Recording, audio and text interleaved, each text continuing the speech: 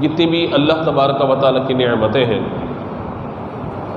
ان نعمتوں کے بارے میں ارشاد فرمایا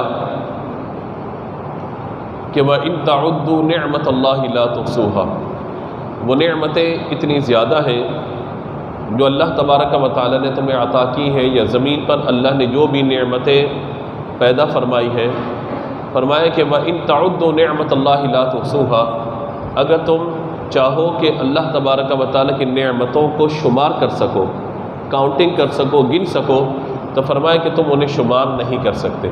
یعنی اتنی کثیر نعمتیں ہیں، اگر ہم اپنے وجود پہ نظر ڈالیں تو سر کے بالوں سے لے کر پاؤں کے ناخنوں تک کثیر وہ نعمتیں ہیں کہ جن کا ہمیں بعض اوقات ادراک بھی نہیں ہوتا، بعض اوقات احساس بھی نہیں ہوتا۔ یعنی میں آسان سی بات کر لیتا ہوں، دیکھیے آنکھ کا دیکھنا ہے، کان کا سننا ہے، زبان کا بولنا ہے، عقل کا سوچنا ہے، ہاتھ پاؤں کا حرکت کرنا ہے، سانس کا جسم میں جانا ہے، پھر سانس کا باہر آ جانا ہے، یہ سب نعمتیں ہیں۔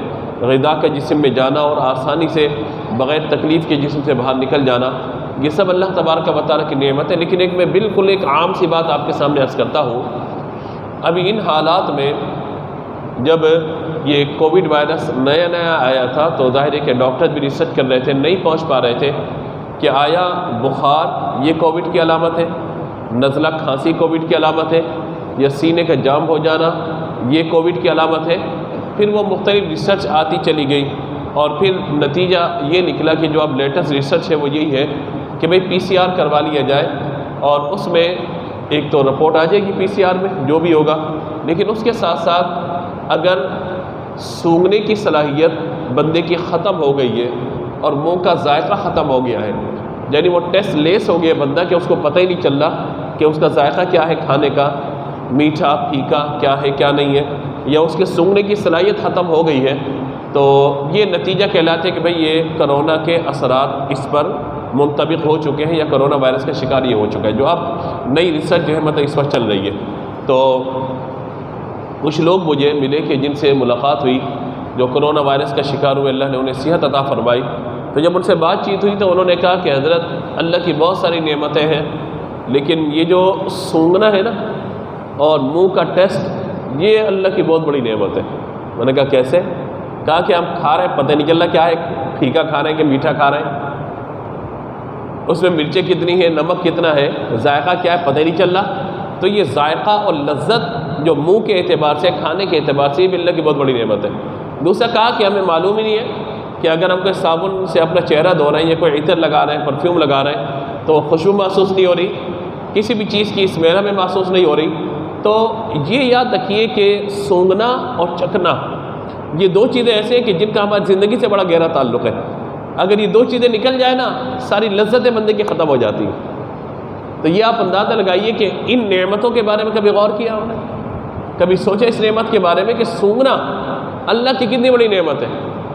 اور وہ لوگ کہ جو خدا نخواستہ کسی بھی اعتبار سے اس مرض کا شکار ہوں کہ جب سردیاں آتی ہیں ان کو سانس لینے میں دقت محسوس ہوتی ہے، وہ انہیلر وغیرہ استعمال کرتے ہیں، دمے کے مریض ہیں یا خدا نخواستہ دیگر ان کو ناک یا حلق کے امراض یا سینے کے امراض ہیں، تو آپ دیکھیے کہ موسم جب چینج ہونا شروع ہوتا ہے تو ان کی طبیعت بگڑنا شروع ہو جاتی ہے، تو وہ اسٹیم لینا یا دیگر جو علاج وغیرہ ہے ڈاکٹر کے پاس جانا، تو ان کے لیے یہ موسم 2-3 مہینے کا بڑا مشقت والا ہوتا ہے، بڑا تکلیف والا ہوتا ہے۔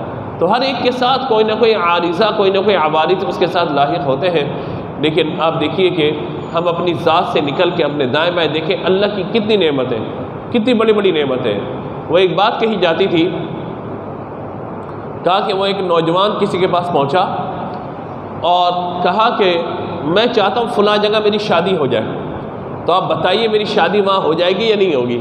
ہمارے پاس بھی آتے ہیں نوجوان، فون کرتے ہیں حضرت دعا کریں اس کے بغیر مر جاؤں گا، میں رہ ہی نہیں سکتا اس کے بغیر، آپ دعا کریں، استخارہ کریں، کچھ ایسا بتا دیں میرے اماں ابا راضی ہو جائے، اس کے اماں ابا بھی راضی ہو جائے، یا اس کی اماں راضی ابا راضی نہیں، ابا راضی اماں راضی نہیں ہے، تو آپ کچھ بتائیں ایسا کہ بس میں پڑھ لوں اور سارا کام ہو جائے۔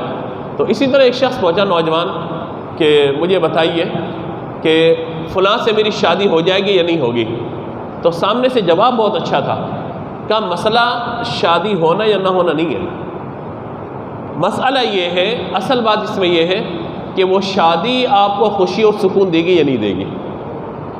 شادی آپ کو خوشی اور سکون دے گی یا نہیں دے گی؟ ہمارے کہتے ہیں آپ دعا کریں، میں یہ کام کرنا چاہتا ہوں، کاروبار کرنا چاہتا ہوں، کاروبار چل پڑے. تو میں اکثر یہ بات کرتا ہوں کہ یہ کاروبار کرنے سے پہلے کیا آپ اس کاروبار کے مراحل سے گزرے ہیں؟ کیا آپ نے اس کام کو سیکھا ہے؟ کیا آپ نے اس کام کے جو ماہر ہیں، جو ایکسپرٹ ہیں، ان سے آپ نے کوئی مشاورت کی، ان کے ساتھ کچھ وقت گزارا؟ نہیں گزارا تو آپ کیسے اپنا پیسہ اس کام میں ڈال سکتے ہیں؟ کیسے اس کام میں کود سکتے ہیں جب کہ آپ کو کوئی تجربہ ہی نہیں ہے؟ بھئی سب لوگوں کا کام چل رہا ہے، میں مارکیٹ میں بیٹھوں گا میرا بھی کام چل جائے گا، تو باقیوں کا کام 10 12 سال 15 سال پرانا ہے. وہ اس سارے فیز سے نکلنے کے بعد اب اس نتیجے پر آ گئے کہ ان کا کام چل پڑا ہے. تو اب یہ ہے کہ یا تو کام کر کے سیکھو یا پھر سیکھ کر کے کام کرو. تو بہتر یہ ہے کہ آپ سیکھ لیجئے پہلے چند ماہ، اس کے بعد کام شروع کیجئے. تو کوئی بھی کاروبار ہو، کوئی بھی رشتہ ہو، کوئی بھی معاملہ ہو، کوئی بھی گھر آپ لینا چاہتے ہیں، اصل یہ نہیں ہے کہ وہ آپ لے لیں گے یا نہیں لیں گے، آپ کی شادی وہاں ہو جائے گی یا نہیں ہوگی، آپ کا کاروبار چل پڑے گا یا نہیں چل پڑے گا. بات یہ ہے کہ یہ کاروبار، یہ نوکری، یہ شادی، یہ رشتہ، یہ مکان آپ کو خوشی دے گا، سکون دے گا یا نہیں دے گا. تو اصل یہ بات ہے کہ ہم ہر کام جو بھی کرتے ہیں اس کے پیچھے ایک وجہ ہوتی ہے. میں ذرا سکون چاہتا ہوں اس لیے نوکری چھوڑ کے اپنے کام کی طرف آ رہا ہوں، یا میں سکون چاہتا ہوں یہ جاب چھوڑ کے دوسری جاب کی طرف جانا چاہتا ہوں، میں سکون چاہتا ہوں شادی کر لوں گا، زندگی میں سکون آ جائے گا. یہ تو بچوں کرنے کے بعد پتہ لگے گا کتنا سکون آتا ہے نہیں آتا ہے. کرنے کے بعد پتہ لگے گا کتنا سکون آتا ہے یا نہیں آتا شادی کے بعد. لیکن یہ طے شدہ امر ہے کہ شادی یا کوئی بھی نعمت جب ملتی ہے تو اس نعمت کو ملنے کے بعد ہمیں یہ تجزیہ کرنا ہے کہ اس نعمت کے حصول کے بعد میں کتنا سکون حاصل کر سکوں گا، کتنا مطمئن ہو کے زندگی گزار سکوں گا. تو یہ تو ایک بات میں نے آپ کو عرض کی. اور ہر دفعہ کوئی بھی فیصلہ کریں، کوئی بھی کام کرنے کے لیے جائیں تو اس پر اس نتیجے پر غور کرنا بہت زیادہ ضروری ہے کہ یہ معاملہ میری زندگی میں سکون اور خوشی کا باعث بنے گا یا ٹینشن یا پریشانی کا باعث بنے گا. تو کوئی بھی فیصلہ لیجئے ذرا اس طرف توجہ کرنے کے بعد باقی نتائج کی طرف بھی ہمیں توجہ کرنی چاہیے. تو آپ دیکھیے کہ رحمت عالم صلی اللہ تعالیٰ علیہ وآلہ وسلم کے اخلاق کو اللہ تبارک و تعالیٰ نے فرمایا وَإِنَّكَ لَعَلَىٰ خُلُقٍ عَظِيمٍ، آپ عظیم اخلاق والے ہیں. یعنی اللہ کی جتنی نعمتیں بیان کی گئی ہیں ان کے بارے میں فرمایا کہ تم ان نعمتوں کو شمار کرنا چاہو تو شمار نہیں کر سکتے. وَإِن تَعُدُّوا نِعْمَةَ اللَّهِ لَا تُحْصُوهَا، اللہ کی جتنی نعمتیں ہیں تم انہیں شمار کرنا چاہو تو لا تحصوها، تم شمار ان کو نہیں کر سکتے. اور ان نعمتوں کے بارے میں اللہ تعالیٰ کیا فرمایا؟ دنیا میں جتنی نعمتیں ہیں فرمایا کل متاع الدنیا قلیل. یہ جتنی بھی اللہ تبارک و تعالیٰ نے اس کائنات کے اندر خاص طور پہ دنیا میں جو بھی متاع ہے، جو بھی برتنے کی چیزیں ہیں، جو بھی دنیا کا ساز و سامان ہے، فرمایا متاع قلیل، یہ قلیل ترین ہے، بالکل قلیل ہے. آپ بتائیے کہ اللہ تبارک و تعالیٰ کا دنیا کو بسانا، اللہ تبارک و تعالیٰ کا دنیا کو بنانا، اس میں انسانوں کو وجود عطا کرنا، اور پھر مختلف طبقۂ فکر اور مختلف قسم کے لوگ یہاں پہ موجود ہو، ہر ایک اپنی زندگی گزارتا چلا جا رہا ہے، ہر ایک اپنے مدار میں زندگی اپنی جو ہے وہ اپنے محور میں گزارتا چلا جا رہا ہے. آپ اندازہ لگائیے کہ اس ساری دنیا کے سامان کو اللہ تبارک و تعالیٰ کیا فرما رہا ہے؟ دنیا کی جتنی بھی نعمتیں ہیں، دنیا کا جو بھی ساز و سامان ہے، متاع دنیا قلیل. کیا ہے بولیے؟ تھوڑا سا ہے. بولیے کیا ہے؟ قلیل. کیا ہے بولیے؟ قلیل. دنیا کا ساز و سامان کتنا ہے بولیے؟ قلیل ہے. اور اس قلیل کے بارے میں اللہ نے کیا فرمایا؟ وَإِن تَعُدُّوا نِعْمَةَ اللَّهِ لَا تُحْصُوهَا، اس قلیل کو تم شمار نہیں کر سکتے.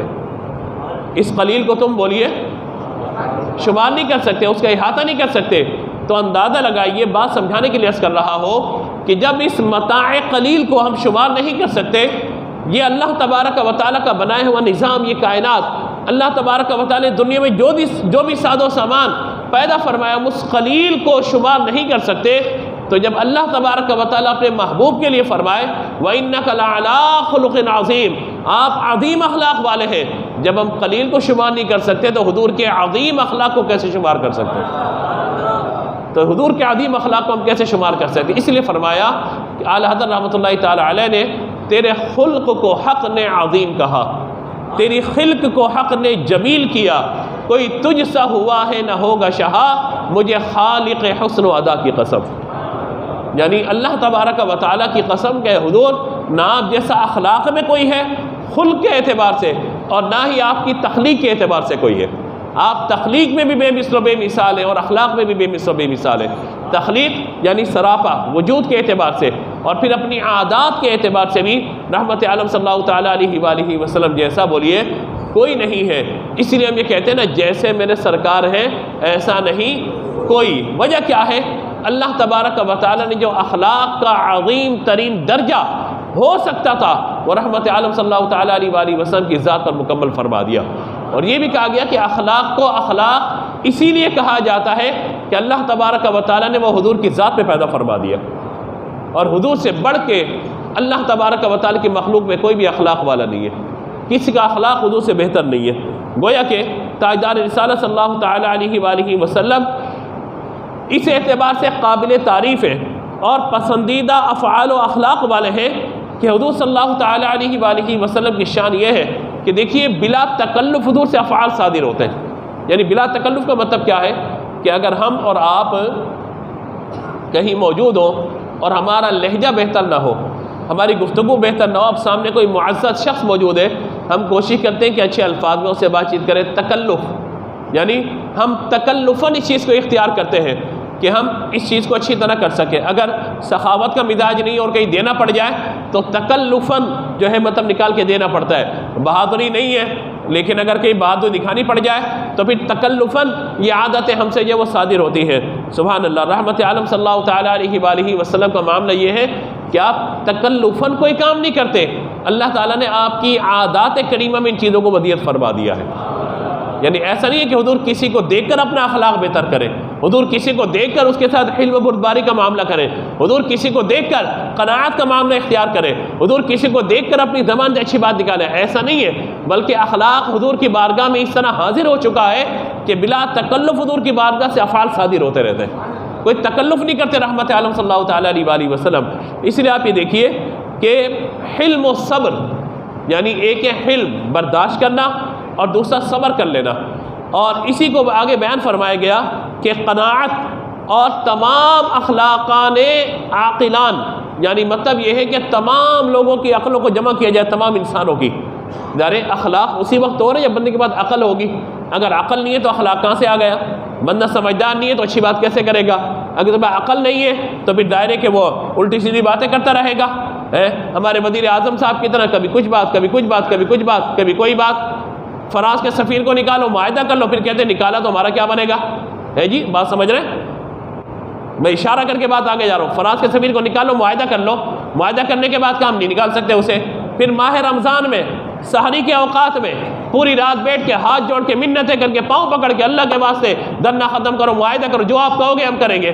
کہا بھائی ان ساری شرائط کو منائیں، کہا بالکل اگلے 3 دن کے اندر سارے وعدے پورے ہو جائیں گے۔ پھر کہا کہ نہیں، وعدے ہم کیسے پورے کر سکتے؟ قانون کی عملداری اور حکمرانی جو بہت زیادہ ضروری ہے۔ تو بس وہی والی بات ہے جو میں شعر اکثر پڑھتا ہوں، غلط تھے وعدے مگر میں یقین رکھتا تھا، غلط تھے وعدے مگر میں یقین رکھتا تھا۔ وہ شخص لہجہ بڑا دل نشین رکھتا تھا۔ آج لوگ اسی طرف آ گئے، تقریر بڑی اچھی ہے جی، بات بڑی اچھی کرتے ہیں، ریاست مدینہ کی بات کرتے ہیں۔ یہ ریاست مدینہ کا نام لے کر یہ ریاست مہنگائی اور ریاست پتہ نہیں کیا بنانے کا ارادہ رکھتے ہیں۔ یہ تو چھوڑ دیجئے ان باتوں کو، ریاست مدینہ کا نام لے کر کوئی بات کرنے والے۔ موضوع میرا سیاست نہیں ہے، ورنہ میں آپ کے سامنے وہ حقائق رکھتا کہ ان کا ایجنڈا کیا ہے، کس ایجنڈے کے تحت یہ ملک پر آپ کے جو وہ نافذ ہوئے ہیں۔ خیر بہت ساری باتیں انشاءاللہ وقت دور نہیں ہے، 1.5 سال رہ گیا پیچھے، آپ کے سامنے واضح ہو جائیں گی کہ کس ایجنڈے کے تحت ان کو لایا گیا تھا اور کیا معاملہ کیا جا رہا ہے۔ یعنی آج افسوس ہوتا ہے کہ وہ لوگ کہ جنہوں نے پاکستان کے فوجیوں کو قتل کیا، خود کچھ دھماکے کیے، بازاروں پہ، مسجدوں پہ، لوگوں پر پوری بمباریاں کی، پورے بازار مسجدیں مدارات اڑا دیے، ان طالبان نے کہ جنہوں نے فوجیوں کے سر کاٹ کے فٹ بال کھیلی ان کے سروں سے۔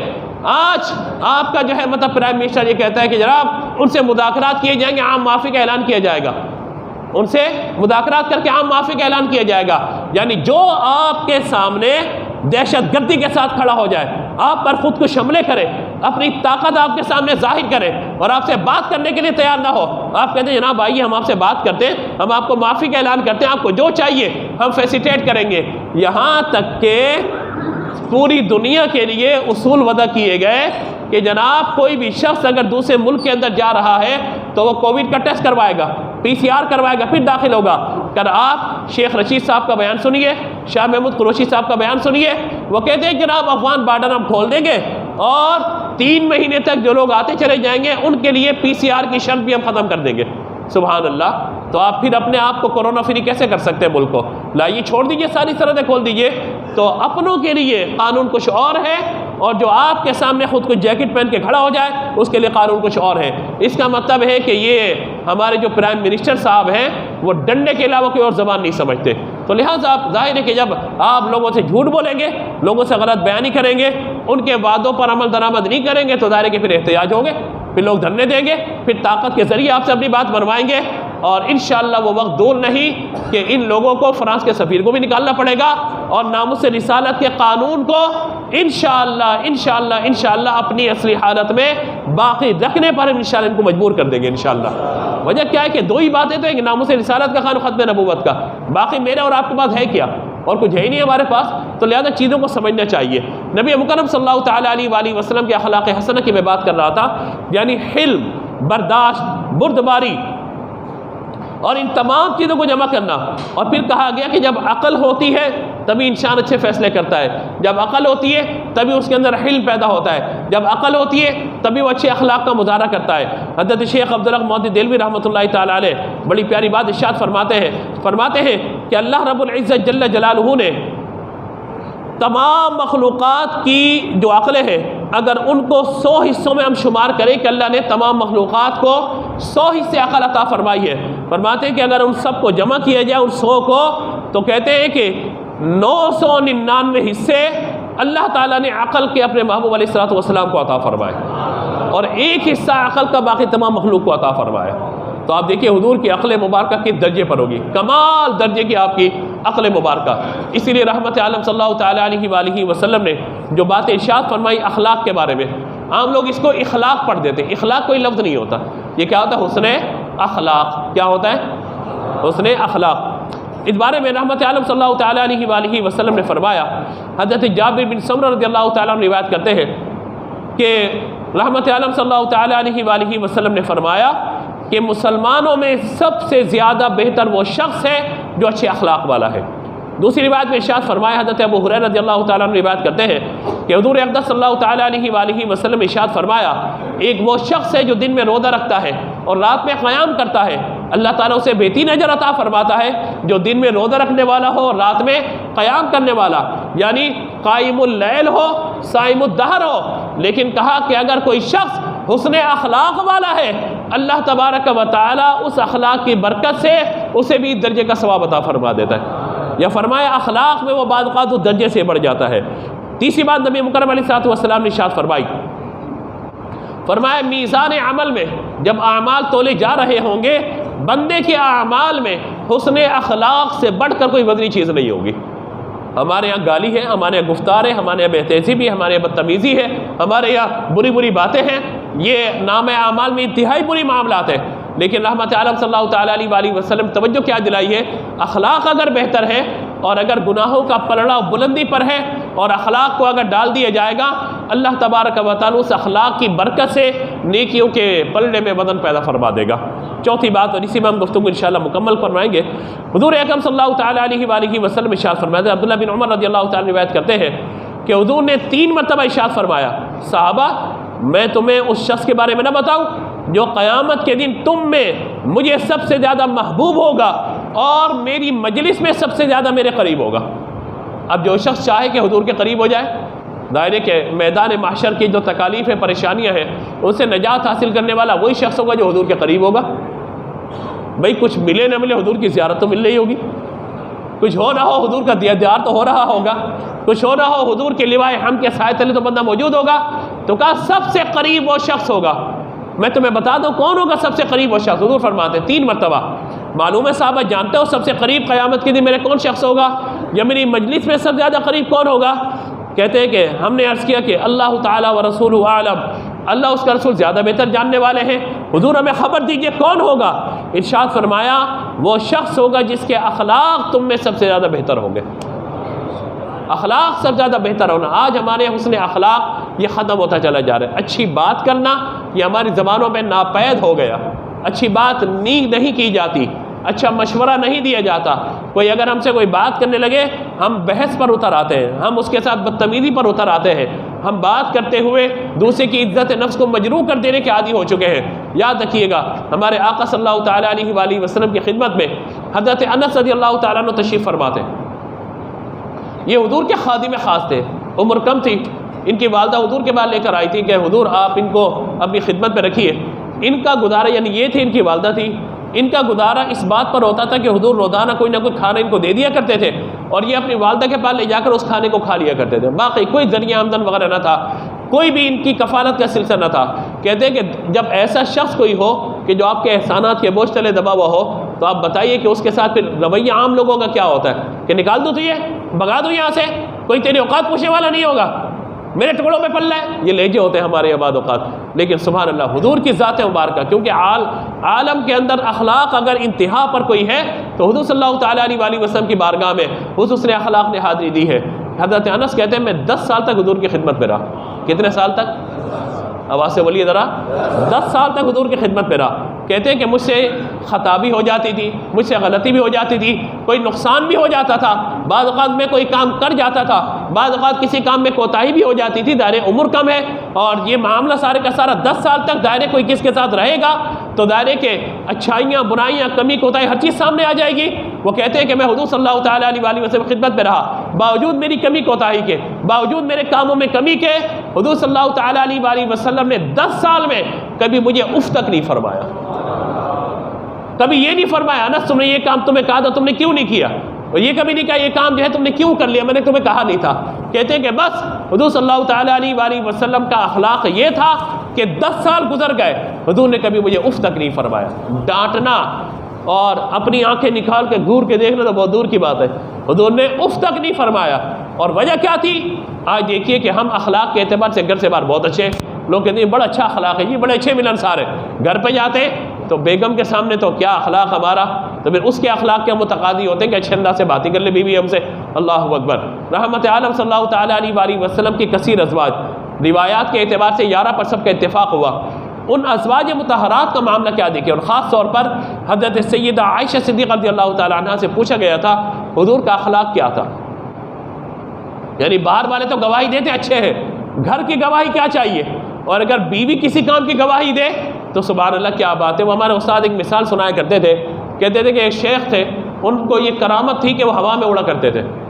تو وہ گھر سے باہر نکلے اور کہا کہ بیوی کو کہ میری یہ کرامت ہے. انہوں نے کہا کہ چھوڑیے کو کیا ہوا میں اڑنا، کیا کرنا کیا نہیں کرنا. ایک دن انہوں نے کہا کہ آج میں اپنی بیوی کو کرامت دکھا کر آؤں گا. باہر نکلے، ہوا میں اڑتے ہوئے گھر کے اوپر سے گزرے. جب واپس آئے تھوڑی دور جا کے اترے، واپس گھر میں آئے، کہنے لگی لو کرامت کی بات کرنا. آج ہم نے دیکھا ایک شخص ہوا میں اڑتا ہوا جا رہا تھا، کیسا نیک بندہ تھا. کہا زوجہ محترمہ وہ آپ کا یہ حقیقی شوہر ہی تھا، یہ فقیر تھا جو ہوا میں اڑ رہا تھا.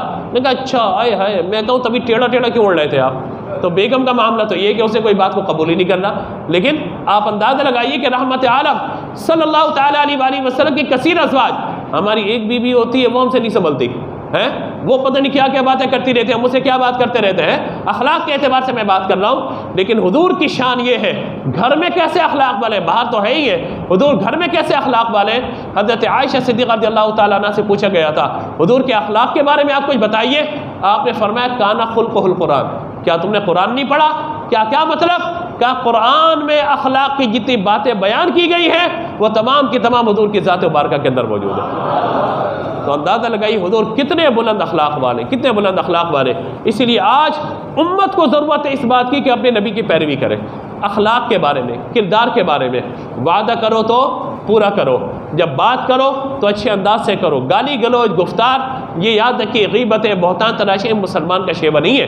ادھر کی بات سن کے ادھر لگانا، ادھر کی بات ادھر لگانا، غیبتیں کرنا، بہتان تراشیاں یا وعدہ خلافیاں کرنا، یہ ایک مسلمان کا شیوہ نہیں ہے. اور اگر کوئی حکمران ہو تو اس کا شیوہ ہو ہی نہیں سکتا، کیونکہ حاکم جو ہے وہ لوگوں کے لیے ایک پرسنالٹی ہوتا ہے. لوگوں کو پتہ ہوتا ہے بھئی ہمارا حاکم ہے. اگر وہی جھوٹ بولنے والا ہو، وہی وعدہ خلافی کرنے والا ہو، وہی وعدے کر کے مکر جائے، وہی جو ہے بات بات پہ یہ کہے کہ ہم جناب یہ کام نہیں کر سکتے ورنہ دنیا مخالف ہو جائے گی، تو حضرت والا معاہدے کیوں کرتے ہو، لکھ کے باتیں کیوں کرتے ہو، تحریری باتیں کیوں کرتے ہو. وہی والی بات ہے کہ جب وعدہ پورا، یعنی آج وعدہ اس لیے کیا جاتا ہے کہ پورا نہ کیا جائے، بات اس لیے کی جاتی ہے کہ اس کو پورا نہ کیا جائے، نوٹس اس لیے لیا جاتا ہے چیزوں کا، مہنگائی کا، پٹرول کا، آٹے کا، چینی کا، ہر چیز کا نوٹس اس لیے لیا جاتا ہے تاکہ چیزیں اور مہنگی ہو جائیں. ہم یہ کہتے ہیں خدا کے واسطے نوٹس لینا بند کر دو بھائی، اللہ کے واسطے، آپ جس چیز کا نوٹس لیتے ہیں بے برکتی ہو جاتی ہے۔ تو لہٰذا ہمیں اس بات کو جاننا ہوگا، سمجھنا ہوگا کہ اگر ہم حضور کے امتی ہیں، اور یقیناً ہم سب حضور کے امتی ہیں، ہم کسی کو یہ نہیں کہہ سکتے وہ عاشق رسول ہے، وہ گستاخ رسول ہے، ہم یہ دعویٰ نہیں کر سکتے کہ ہم بہت بڑے عاشق ہیں اور آپ میں عشق کا کوئی مرتبہ ہی موجود نہیں ہے، نہ جی نہ، ہم سب حضور کے امتی ہیں۔ میرا کردار، میرا عمل، میرا اخلاق، میرا رہن سہن، میرا قول، میرا فعل اگر حضور کے اقوال و افعال کے تابع ہے تو میں سچا امتی ہوں، اور اگر ایسا نہیں ہے مجھے اپنے کردار کا جائزہ لینے کی پھر ضرورت ہے کہ میں اپنے کردار کا جائزہ لوں کہ جو میں بات کہہ رہا ہوں اس پر عمل کر رہا ہوں یا نہیں کر رہا۔ تو اخلاق کے بارے میں میں نے آپ کے سامنے چند باتیں عرض کی ہے۔ آج ضرورت اس بات کی حضور کے اخلاق کو اپنائیں۔ حضور کے اخلاق اپنانے سے مراد یہ ہے کہ ہم اچھی بات کریں، لوگوں کو حضور نے فرمایا بشروا ولا تنفروا یسروا ولا تعسروا، لوگوں کے لیے آسانیاں پیدا کرو، ان کو مشکلات میں نہ ڈالو۔ بشروا ولا تنفروا، انہیں خوشخبریاں سناؤ، ان میں نفرتیں نہ پھیلاؤ۔ تو آج بہت زیادہ ضروری ہے کہ ہم اپنی ذات سے لوگوں کو خوشخبریاں سنائیں، اپنی ذات سے لوگوں کے لیے آسانیاں پیدا کریں۔ جب ہم یہ کام کریں گے انشاءاللہ اللہ بھی راضی ہوگا، اس کا رسول بھی راضی ہوگا۔ اللہ تعالیٰ میرے ان کلمات کو اپنی بارگاہ میں قبول فرمائے۔ مجھ سے گفتگو میں کوئی غلطی یا سبقت لسانی ہوئی ہو، اللہ کی بارگاہ میں معافی کا طلبگار ہو۔ آذان ہوگی، اس کے بعد سنت ادا کیجیے گا۔ جب